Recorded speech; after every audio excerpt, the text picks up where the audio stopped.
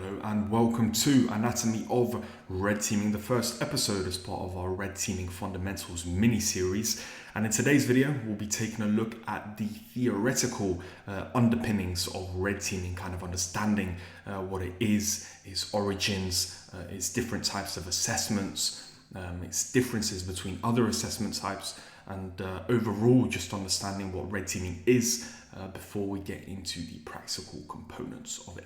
My name is Zovanas Mortenis, and if you enjoyed this video, make sure to leave a like and feel free to join our Discord server, which I've linked in the description below, to kind of keep up to date with our content and some very, very exciting stuff we've got coming up at HackerForce. So to kind of understand red teaming, it can be good to look at it from its historical perspective. The whole concept originated back in the late 20th century, where a military unit would divide its unit into two. One of those units will be called the red team, the other unit will be called the blue team, and the red team's objectives would be to simulate attacks over the blue team, and the blue team's objectives would be to kind of defend against those attacks of the red team.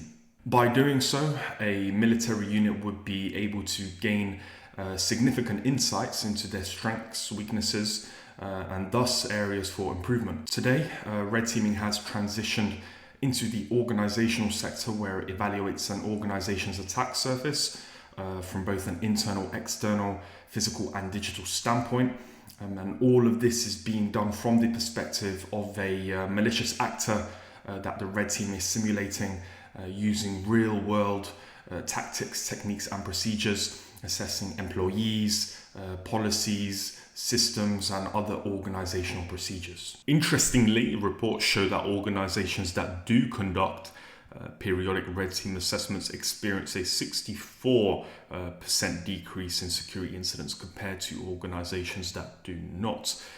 This is quite obvious and quite significant, because if an organization can detect, if a red team can detect a weakness or vulnerability within an organization prior to a malicious actor discovering it, then obviously an organization can take measures to secure it, patch it, and ensure that it does not happen again in the future.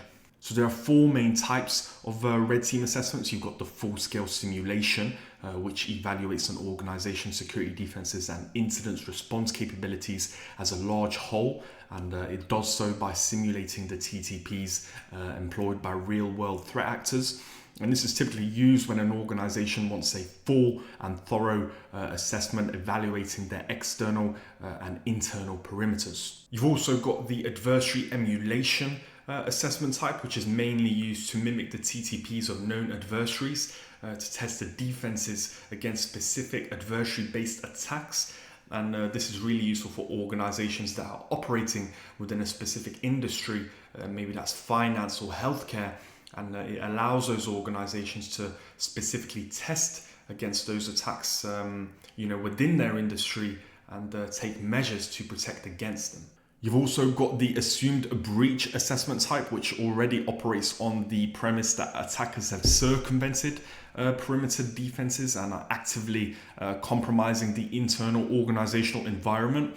And this is typically useful where organizations have already got a strong external perimeter, maybe employing ZTNA or something similar, and it allows an organization to kind of bypass that and assess their internal environment instead. Last but not least, you've got the tabletop exercises, which are more of a structured scenario-based discussions between the organization and the red team, where it involves hypothetical cyber attacks that are designed to test an organization's response procedures and decision-making processes. So more about the kind of team's roles and duties within a standard red teaming assessment. Responsibilities and duties are typically divided amongst three organizational units, which are also known as cells. And you've got the red cell, the blue cell, and the white cell, otherwise known as control cell.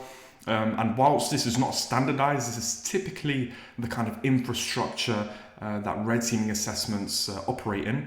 And the red cell is obviously the red team, and it's meant to simulate the opposing force, or OPFOR in military terms. And again, its objective is to simulate those TTPs employed by threat actors. The blue cell serves as the opposition to the red cell, and it's the defensive component. And it comprises of security analysts, forensic analysts, threat hunters, everyone kind of in that blue team sector defending the organization from the red team. One point to note is that the blue team is not always aware of the red team, so the actual assessment can also evaluate a blue team's responsiveness to cyber attacks, which is another huge benefit that a red teaming assessment can bring to any organization. Lastly, you've got the white cell, which is mainly there to act as the impartial overseer, kind of managing the interaction between the two aforementioned cells and kind of taking on maybe any incidents or any problems that either of the cells may have experienced. So diving a little bit more into the red cell, the roles and duties are typically divided into two. You've got the red team lead and you've got the red team operator. The red team lead is the kind of strategic leader. It establishes the objectives, it oversees the operations, manages communications and resource allocation. And the red team operator is more of the frontline practitioner. This is the person actually executing the tasks that are delegated by the red team lead and emulating those real world adversary TTPs against the target organization. In some instances, a red team lead can also have a red team assistant lead, which is typically just used in large scale assessments to kind of delegate tasks between several leads, and that's really only its responsibility. So those two roles are typically the most dominant as part of a red team. So this illustration here kind of outlines the whole red cell, blue cell, white cell hierarchy we discussed previously, and this is taken from redteam.guides, which I'll leave a link in the description below. And essentially you can see there that the white cell is managing both the red cell. The red cell manages a group of red cell operators, and so is the same for a blue cell. Now, in addition to red teaming, you've also got two other assessment types. One of those assessment types is known as a vulnerability assessment, and the other is known as a penetration test. A vulnerability assessment is mainly there to identify misconfigurations, known vulnerabilities, and other weaknesses, and it does so all without attempting to actually prove their exploitability. Now, whilst this enables continuous improvement through automated scans that operate without human intervention, and also enhances risk management and regulatory compliance adherence, it fails to meet that proof of exploitability to kind of showcase that a weakness or vulnerability is there. And this is kind of where penetration testing kind of expands upon vulnerability assessments to kind of prove that the exploitability of a vulnerability is there, and actually goes as far as proving the potential impact of post-exploitation activities also. So here we have a diagram that kind of explains the breadth and the depth of the three assessment types. The breadth mainly refers to the amount covered or the scope covered, and the depth there goes more into how detailed an assessment is. So vulnerability assessments, whilst they're quite broad, they're quite shallow in depth, as it only kind of identifies a misconfiguration and vulnerability without proving if there is a misconfiguration or vulnerability there, which you'd be surprised to hear how many false positives vulnerability assessments can produce. But in the middle there you have penetration testing, and up top there you have red teaming, which is again quite small in scope, but it is significantly more in depth. So the benefits a red team assessment can bring is quite significant.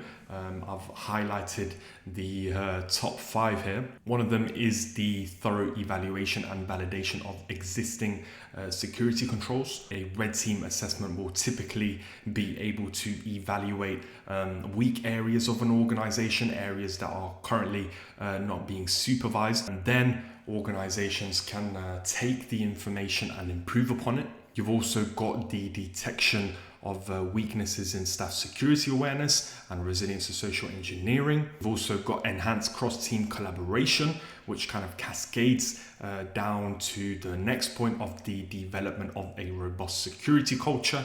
And the last point there being the verified compliance preparedness through proactive identification of weaknesses before they emerge during audits or regulatory assessments, which can be quite embarrassing, as we have seen before. And this sums it up for the video on anatomy of red teaming.